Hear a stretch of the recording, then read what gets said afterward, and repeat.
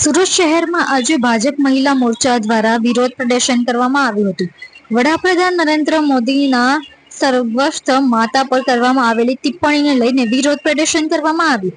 વિવિધ પ્લેકાર્ડ સાથે વિરોધ પ્રદર્શન કરવામાં આવ્યું હતું અને રાહુલ ગાંધી માફી માંગે તેવી માંગ કરવામાં આવી છે.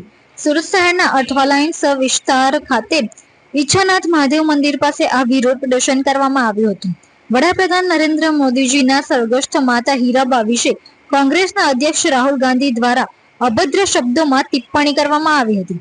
આ હિન્દુસ્તાન છે, અહીંયા માતૃદેવો ભવ કહેવાય છે.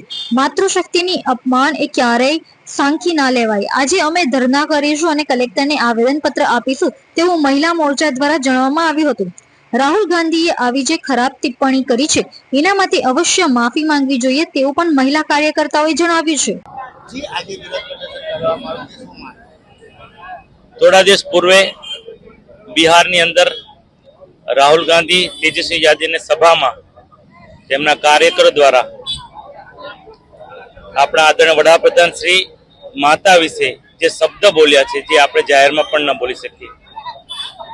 રાજકારણમાં મતભેદ હોઈ શકે છે, પણ આટલી જેને લાસ્ટ પાયરી કહેવાય એવા શબ્દ ત્યાં ઉચ્ચારવામાં આવ્યા છે. ભારતની સંસ્કૃતિ છે, આપણે કોઈની પણ માતા વિશે અપશબ્દ નથી બોલતા. સુષ્મા સ્વરાજ સદનમાં કહેતા કે આપણે રાજકારણમાં સદનમાં મતભેદ હોય પણ મનભેદ ન હોય. કોંગ્રેસના કોઈ બુદ્ધિજીવી લીડર પણ આ વાતને વખોડી નથી. તે ખૂબ દુઃખદની વાત છે.